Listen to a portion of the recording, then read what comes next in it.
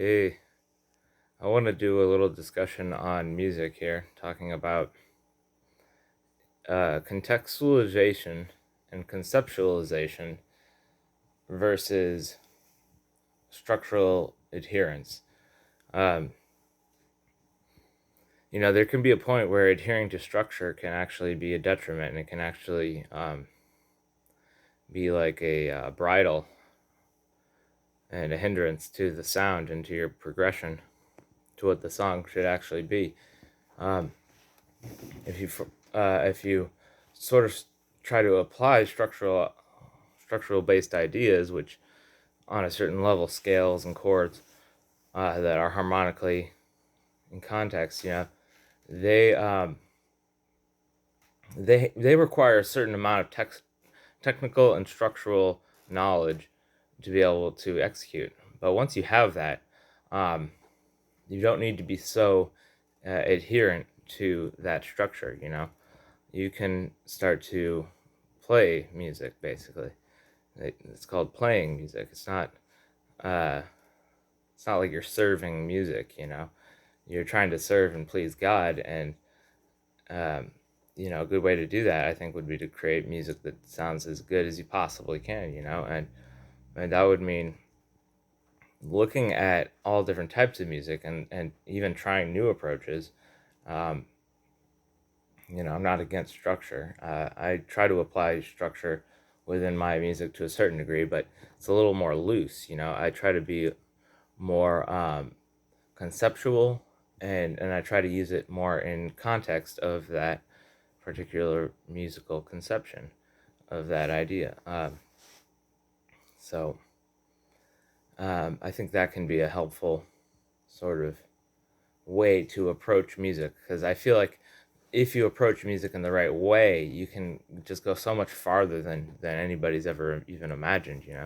But at the same time, take as much as you can from what already is out there, because that's knowledge to be gained from. That's music to be enjoyed, but also don't necessarily adhere to it. Don't conform to it, because I've reached the point in my life where I'm happy with being more experimental, and I really appreciate that sort of sound. And I get a little tired of hearing the same old tired idioms. They're tried and true and all that, but at the same time, music just has so much more than that. Like, if you confine yourself to these structures and, yeah, and standards, um, or even certain techniques, if you're super left brained, that can be a hindrance to your right brain. So I feel like the real challenge is when you try to apply your right brain, but while using correct technical left brain application.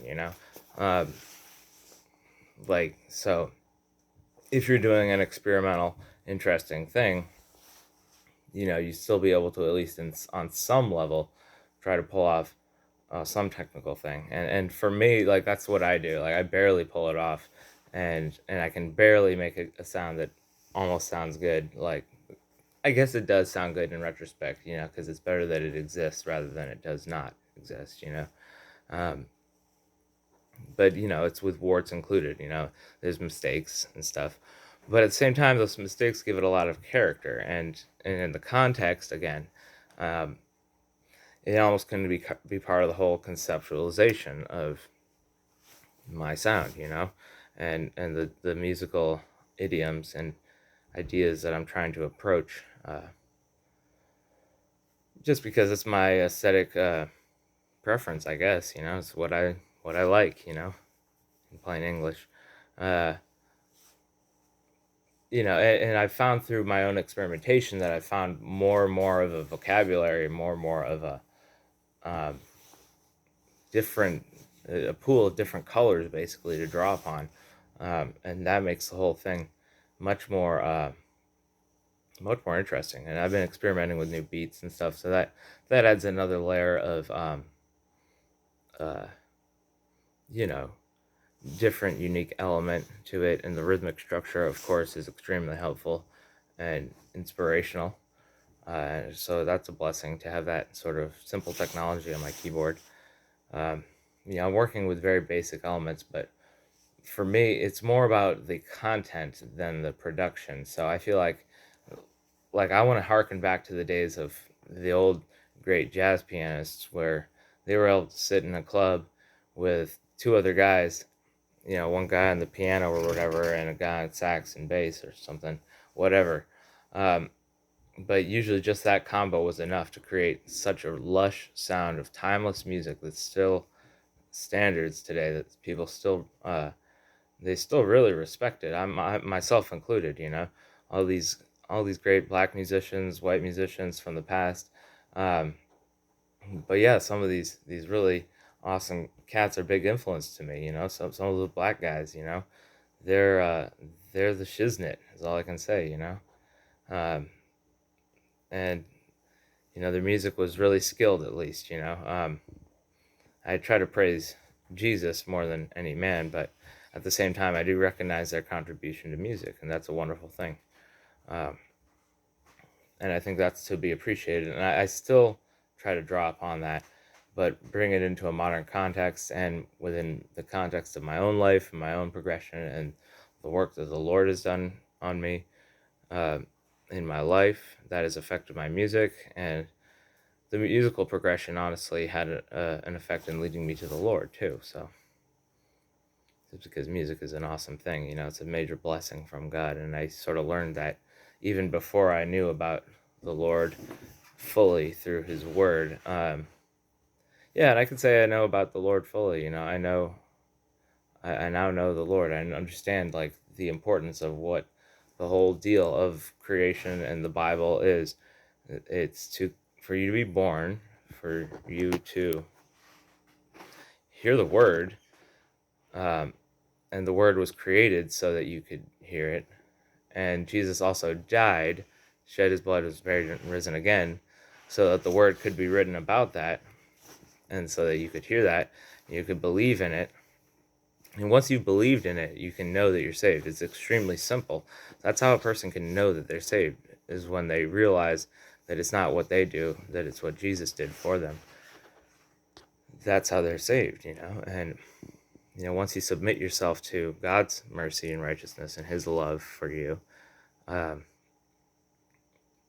once you understand that it's freely available, it's nothing but just faith in what he already did, that work he did on the cross when he was buried and risen again. So it's not a whole lot to remember, really.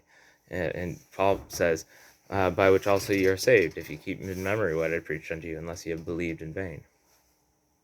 For I delivered unto you, first of all, that which I also received, how that Christ died for our sins according to the Scriptures, that he was buried, and that he rose again the third day according to the Scriptures. And he died as the blood atonement. That's how he died. So he was our blood atonement. And I went over this in the last video a little bit. But, I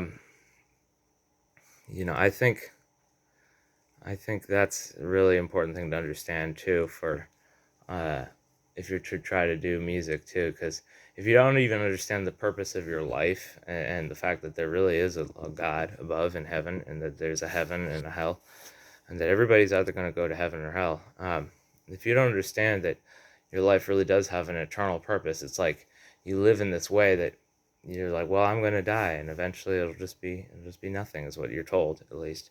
And people are having faith in that, but it's not based on prophecy. It's not based on signs in the stars like the Bible is.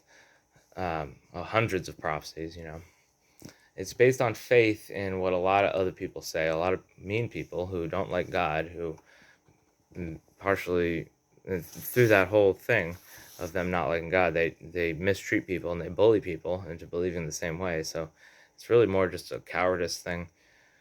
People are too afraid to stand up for the truth, and it's a sad and scary age. And so I'm going to go more into that in another video, but I'm sort of digressing a little bit. I started off with the music, but it connects, honestly. The music, like I said, the music helps show me God's goodness, all the different possibilities that God created in the music.